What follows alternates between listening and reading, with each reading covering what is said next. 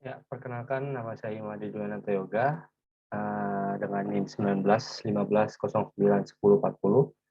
Pada kesempatan kali ini saya akan, membahas kembali mengenai materi yang telah disampaikan pada video, yang berjudul "Siapkah Indonesia Menerapkan ITIL 4" yang dibawakan oleh Muhammad Halili. Sebelum memasuki ke pembahasan, penting untuk mengetahui bahwa ITIL merupakan kerangka kerja yang dirancang untuk membakukan pemilihan, perancangan, pengiriman, dan pemeliharaan layanan IT dalam bisnis. Selain itu, ITIL juga meningkatkan efisiensi dan mencapai pemberian layanan yang diredaksi oleh perusahaan dan memungkinkan administrasi database untuk menjadi mitra layanan bisnis dan bukan hanya sebagai dukungan backend saja. Pada pembahasan yang telah disampaikan pada video yang berjudul "Siapkah Indonesia Menerapkan ITIL 4" ini dirangkum dalam beberapa materi. Yang pertama terdapat materi 7 GUID principle atau prinsip panduan, kemudian terdapat materi praktis, kemudian ada keuntungan individu, kemudian ada keuntungan ITIL untuk perusahaan, kemudian ada 4 dimensi, kemudian ada faktor dimensi atau kendala dasar yang harus dihadapi, dan yang terakhir ada kesimpulan dari materi yang telah disampaikan. Untuk yang pertama, 7 GUID principle atau prinsip panduan. Yang pertama ada start where you are atau, pada prinsip ini jangan memulai dari awal tanpa mempertimbangkan apa yang sudah tersedia untuk dimanfaatkan. Kemudian yang kedua pada prinsip ini adalah fokus on value. Pada prinsip ini setiap tindakan harus menghubungkan kembali secara langsung atau tidak langsung dengan nilai untuk dirinya sendiri, pelanggan, dan pemangku kepentingan lainnya. Kemudian prinsip yang ketiga adalah progress intertively atau mengatur pekerjaan menjadi bagian-bagian yang lebih kecil dan dapat dikelola yang dieksekusi dan diselesaikan tepat waktu dengan umpan balik. Kemudian prinsip yang keempat ada collaborate dan promote visibility, di mana prinsip ini dengan inisiasi yang melibatkan orang yang tepat dalam peran yang tepat. Upaya mendapat manfaat dari penerimaan yang lebih baik dan peningkatan kemungkinan keberhasilan jangka panjang.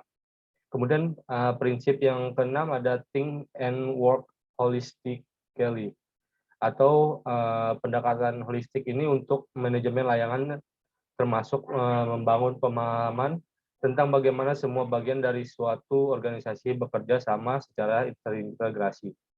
Kemudian prinsip yang ketujuh adalah optimize dan automate, di mana organisasi harus memaksimalkan nilai pekerjaan yang dilakukan oleh sumber daya manusia dan teknis mereka. Kemudian materi yang selanjutnya adalah praktis, di mana terdapat 3 praktis. Yang pertama ada general management practice, yang kedua ada service management practice, yang ketiga ada technical management practice. Kemudian materi yang keempat merupakan keuntungan ITIL untuk individu. Keuntungan ITIL untuk individu ada beberapa. Yang pertama ada komunikasi yang efektif, kemudian efisiensi, kemudian yang ketiga peningkatan skill, dan yang keempat ada peningkatan nilai jual. Kemudian materi yang selanjutnya yaitu keuntungan untuk perusahaan. Yang pertama, keuntungan untuk perusahaan yaitu efektivitas sumber daya manusia. Kemudian yang kedua ada output yang kompetitif atau berupa produk digital. Kemudian yang ketiga ada meminimalisir pekerjaan yang sia-sia atau berulang. Kemudian ada VOC akan kualitas output atau yang berarti kualitas outputnya dapat dipertanggungjawabkan. Kemudian yang selanjutnya ada efisiensi distribusi output atau di mana fokus delivery sesuai dengan yang diharapkan.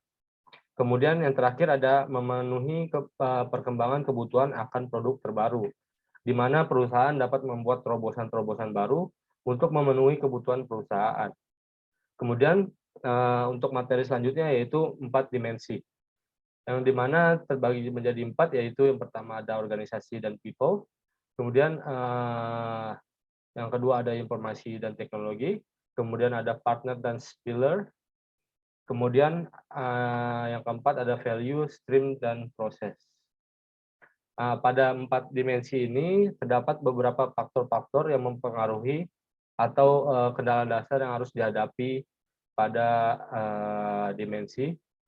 Yang pertama ada faktor politikal, di mana faktor ini mengevaluasi sejauh mana kebijakan pemerintah dan pemerintah dapat berdampak pada perusahaan.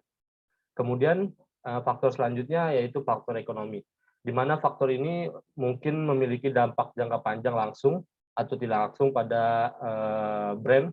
Kemudian faktor ini juga akan mempengaruhi daya beli konsumen.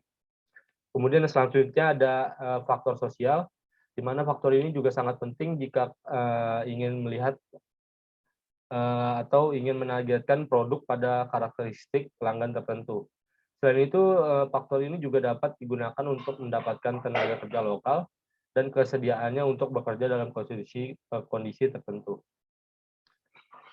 Selanjutnya, ada faktor teknologi, di mana faktor ini dapat mempengaruhi keputusan untuk memasuki atau tidak memasuki industri tertentu, meluncurkan atau tidak meluncurkan produk tertentu, atau melakukan aktivitas produk di luar negeri. Kemudian selanjutnya ada faktor legal, di mana faktor ini perlu mengetahui apa yang legal dan apa yang tidak legal, agar promosi dan penjualan produk dapat berjalan sukses dan sesuai etika. Kemudian yang terakhir ada faktor environmental, di mana faktor ini tumbuhnya kesadaran akan potensi dampak perubahan iklim, dapat mempengaruhi cara perusahaan beroperasi dan produk yang ditawarkan. Nah, kemudian dapat kesimpulan dari materi siapkah Indonesia menerapkan ITIL 4, di mana kesimpulannya yaitu penerapan sangat memungkinkan. Kemudian persiapan perlu dimulai dari mindset, kemudian budaya kerja yang lebih produktif masih dan akan terus dibutuhkan untuk berkembang. Sekian yang bisa saya sampaikan. Terima kasih.